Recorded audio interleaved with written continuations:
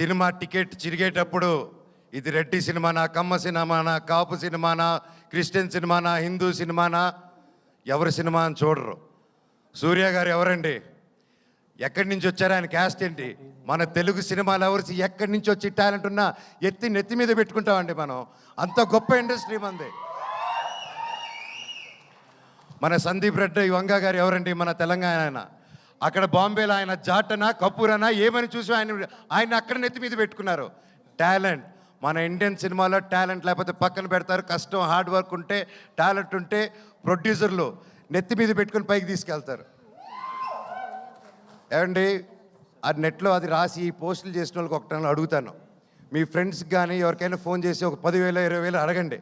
ఈ రోజుల్లో అది ఎంత కష్టమో, ఎంత ఆలోచించిస్తారో అని.